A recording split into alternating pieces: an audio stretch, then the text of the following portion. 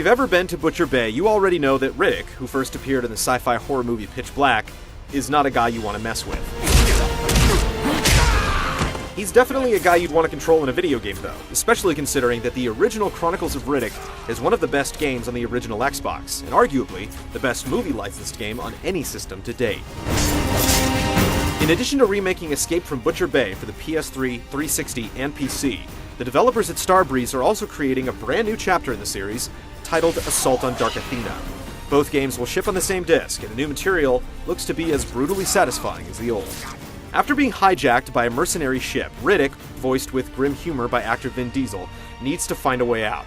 Unfortunately for the crew of the Dark Athena, they happen to be in his way. Tell me about the captain. You don't want me to think you're useless. That never ends well.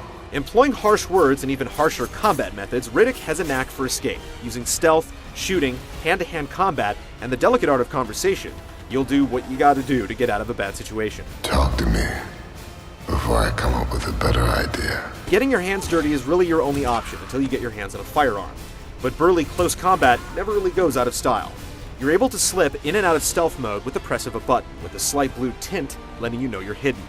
Combined with an eye shine ability that lets him see in the dark where enemies can't, Riddick doesn't hide in the shadows. He lurks. Anyone who turns their back on you is practically begging for a quick death, and if you're close enough to reach out and touch someone with your fists, it's probably too late for a guy with a gun to do much about it. With weapons ranging from hairpins to heavy clubs and lethal reversal attacks, Riddick has plenty of ways to kill up close. Mercy, not so much. You'll do a lot of sneaking on Dark Athena, but sometimes you have no choice but to fight fire with fire. A shotgun or submachine gun can help even the odds when you're faced with entire squads of flesh puppet drones or trigger-happy mercs. The drones actually have their weapons permanently attached to their arms, but Riddick has no problem borrowing some firepower. There are a few twists, but fans of other console shooters will find their instincts will serve them well. Zoom into aim and trust in the headshot. As effective as it is to rip a guy's throat out, there are times when brute force won't quite cut it. Many characters have their own agendas, and certain individuals may be able to help you escape the ship. You'll do a few favors, and you'll break a few faces. Dark Athena is set to offer around 11 hours of gameplay, which the team hopes will match up to the high standards set by Butcher Bay.